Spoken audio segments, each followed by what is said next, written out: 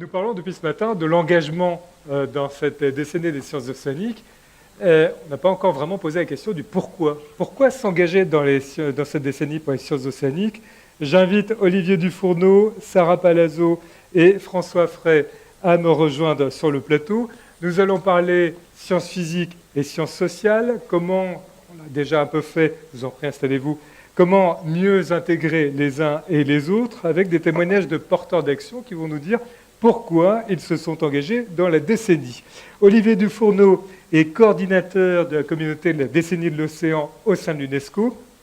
Vous avez notamment en charge le Comité national français et l'animation de réseaux thématiques régionaux.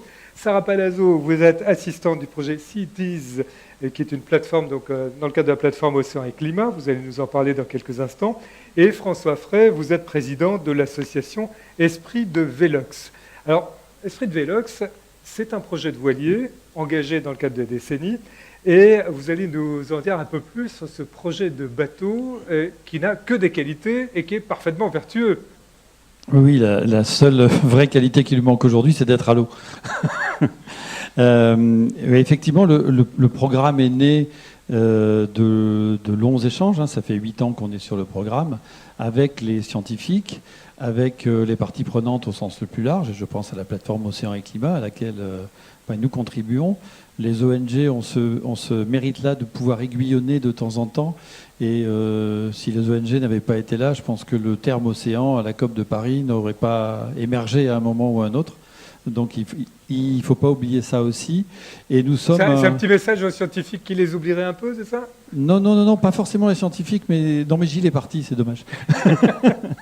Non, ce qui me semble important, c'est qu'on est à un moment historique en fait. Les enjeux qui sont devant nous sont très importants, sont inédits en termes de génération humaine. Et ce qui me semble très important effectivement aujourd'hui, c'est qu'on puisse adapter les moyens et la pratique scientifique à ces enjeux. Et donc après on va dire 6 années de travail avec une quinzaine de labos scientifiques et les parties prenantes au sens le plus large, et le monde industriel, parce qu'on n'a pas abordé ce sujet ce matin, mais je pense que les ONG ont aussi un vrai rôle d'interfaçage entre des mondes qui a priori se parlent assez peu. On a vu que, en gros, je ne reviendrai pas sur ce qu'on a dit très bien ce matin, le besoin de transdisciplinarité, travailler en mer, produire de la science avec les acteurs que l'on va trouver au cours des voyages, parce que c'est aussi important. On a énormément à apprendre d'eux. Très vite, on a vu que les plateformes adaptées pour faire ça, on ne les avait pas. Et très vite aussi, donc, on a pris une casquette qui est celle de mettre de l'ouvrage, et d'un point de vue scientifique et d'un point de vue R&D, en fait, pour faire émerger un programme de plateforme, une île en fait, une île qui va vivre avec les climats qui sont présents aujourd'hui et qui seront présents dans les 35 à 45 ans qui vont suivre, et qui va vivre en autonomie sans impact environnemental. Ce n'est pas une forme de caprice, encore une fois, c'est une vraie adaptation au temps, c'est une vraie adaptation aux enjeux. Oui, et c'est aussi une très bonne chose pour la recherche, parce qu'il n'y a pas d'impact, justement. Exactement. Il nous faut aussi une donnée propre. Ça, on ne l'a pas trop dit ce matin, mais c'est clair que quand on va en mer sur des gros objets qui pèsent, suivant les critères, 3 000 à 10 15 000 automobiles en termes de gaz à effet de serre, de gaz biologique, de métaux lourds, etc., on a du mal aussi à recueillir, je dirais, une donnée propre, exploitable de manière simple. Et donc c'est très important, et pour le monde scientifique en fait, et pour le cycle d'une vraie efficience de recherche. Et j'ai envie de dire, dans ce qu'une forme de recherche peut aussi infuser dans le monde industriel et dans la pratique de la mer aussi, le monde très industriel du transport à la mer, des opérations à la mer, se fait un peu oui, j'ai envie de dire, tirer les oreilles pour être un peu plus propre et vertueux et sobre. Nous, on a un vrai appui des scientifiques qui eux-mêmes ont envie aujourd'hui d'être les premiers à montrer ce vrai exemple-là. Oui, parce que votre projet intéresse aussi des industriels qui regardent ce que vous faites. Exactement, c'est-à-dire que là aujourd'hui, pour être transparent, c'est un programme à 90 millions à peu près. Le tiers vient des industriels qui investissent à bord et qui investissent pour faire du transport après, du transport propre. Le gros intérêt d'une plateforme de recherche, c'est que c'est en même temps un bateau de transport, c'est en même temps un bateau de passagers, c'est en même temps un bateau de pêche. Et les briques qui vont être assemblées à bord, qui sont assemblées à bord, progressivement, elles peuvent être réutilisées ailleurs. Il y a beaucoup de monde qui travaille sur le projet. Oui, aujourd'hui, il y a 50 entreprises à peu près qui sont principalement européennes. Ça fait 500 personnes qui sont impliquées de près ou d'un peu moins près par le programme. Avec aussi, on l'a entrevu un petit peu ce matin, ce problème de cloisonnement et de lisibilité de programmes qui, à partir de la France, vont impliquer des entreprises européennes, des organismes européens. Et le dialogue avec le politique est parfois un petit peu complexifié par le fait que le programme n'est pas uniquement français, mais à lead français, ce qui pourrait être aussi une motivation intéressante. Alors, vous souhaitez aussi remettre des sciences humaines en avant. Il y aura des sciences physiques et des sciences humaines à bord.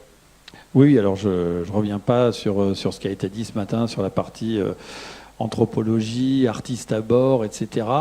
On vit depuis un siècle et demi progressivement de plus en plus en dehors de notre zone de confort en tant qu'espèce.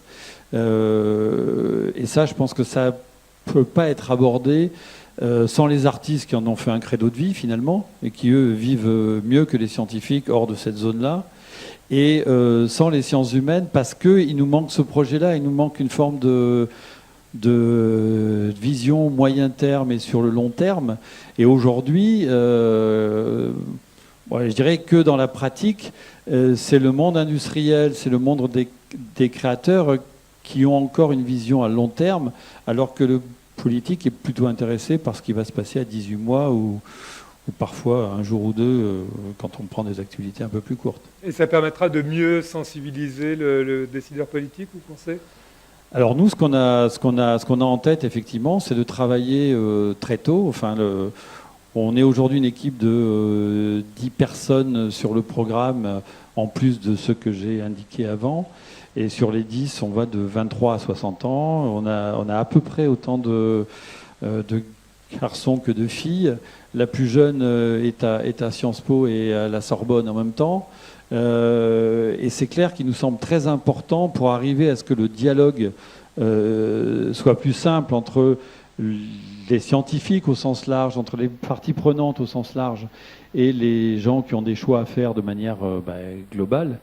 Il faut qu'on les invite à bord, il faut qu'ils viennent à bord avec nous, il faut qu'ils vivent ces expériences-là, il faut qu'ils pigent le rythme de la science aussi en mer, et ça, il faut que ce soit immersif. Donc oui, c'est très important, et il faut qu'on puisse les avoir à bord assez jeunes, progressivement, bien sûr.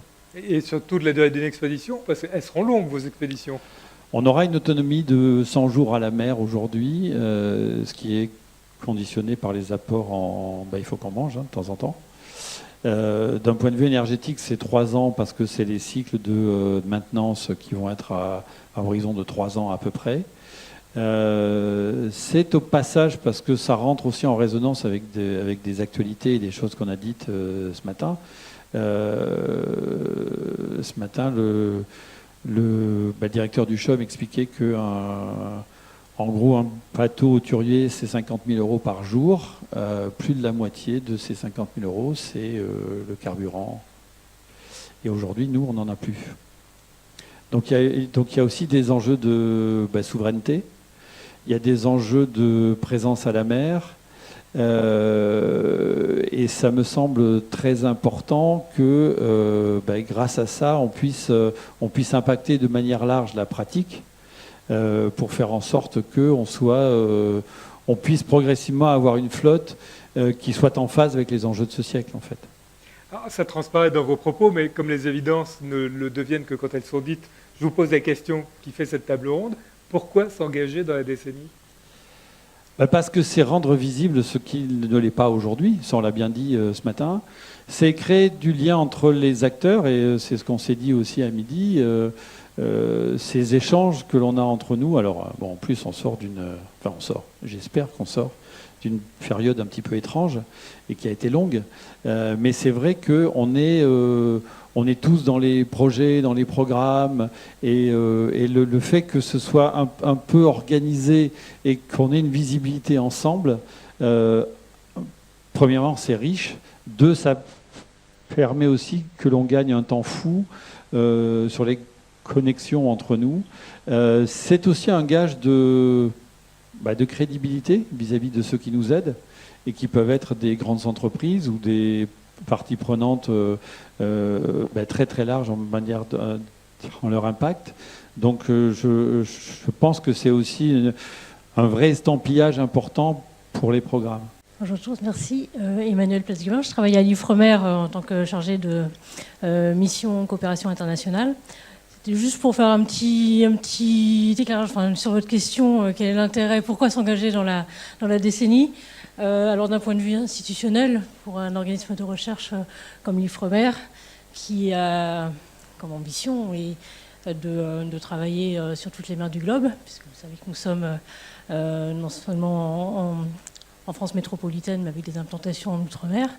Je trouve que c'était assez significatif. Alors donc, juste pour reprendre un petit peu la chronologie, ce matin on vous a présenté le programme prioritaire de recherche dont l'Ifremer est un des copilotes et qui bénéficie à l'ensemble de la communauté et qui a comme zone d'étude l'ensemble des mers du globe. Ensuite, vous avez eu une présentation d'Hélène Lowe sur le programme labellisé décennie sur l'observation des grands fonds, auquel on a ici, on sait que l'Ifremer coordonne. Et c'est assez significatif de voir que ce programme, donc One Deep Ocean, ses premiers sites pilotes sont à Mayotte et en Nouvelle-Calédonie, avec des partenaires japonais, canadiens et aussi le réseau européen d'observatoires EMSO. Nos scientifiques aussi participent dans un autre programme labellisé décennie qui s'appelle Coast Predict, donc sur la prévision plutôt côtière. Et là encore une fois, l'apport de nos chercheurs, nos scientifiques, c'est de développer des partenariats du nord au sud. Là, en l'occurrence, c'est un projet de partage et d'échange de bonnes pratiques de l'Atlantique Nord et l'Atlantique Sud. Tout ça pour dire que l'intérêt pour une institution telle que la nôtre de faire partie de ces grands élans, comme le disait Olivier Dufourneau, au niveau mondial, c'est de montrer que nous sommes là, que nous contribuons et que nous avons un rôle à jouer dans toutes ces valeurs et que nous partageons ces valeurs de partage de connaissances, nord au sud. Et c'est aussi un aspect sur lequel la décennie nous pousse aussi, en tant qu'Institut français, à aller davantage vers nos partenaires du Sud.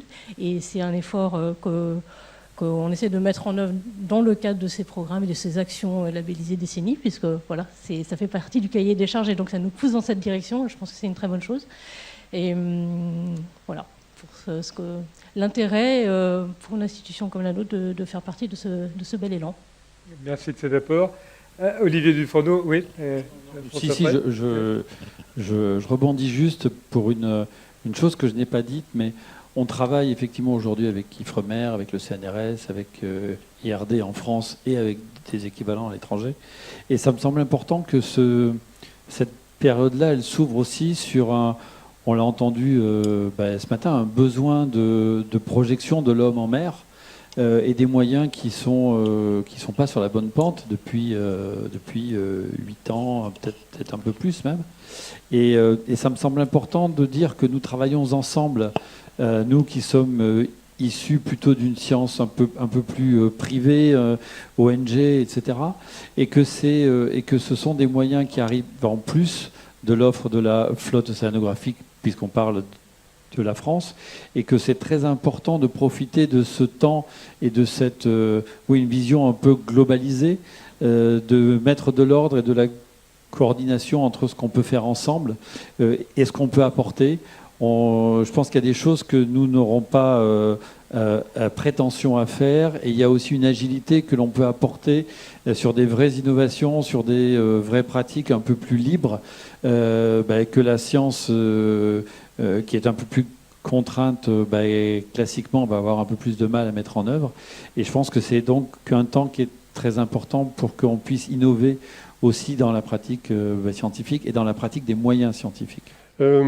Alors, les projets emblématiques qui ont été exposés, comme Under the Pole et Esprit de Velox, me semblent aussi tout à fait nécessaires, parce que faire de la science de façon, disons, stratégique, coordonnée, etc., suffit pas pour entraîner la société. Et les projets emblématiques ont ce rôle-là. Ils permettent aussi d'expérimenter, de faire des pilotes. Tout ce qui concerne l'océan nécessite expérimentation, ça on le sait, et on le sait aussi beaucoup dans l'industrie. Hein. Vous voyez la longueur des développements. Concernant les énergies marines renouvelables ou d'autres aspects du stockage du carbone ou des choses comme ça, bon, c'est des choses où il faut un retour d'expérience. Le retour d'expérience est long puisque c'est des phénomènes assez complexes.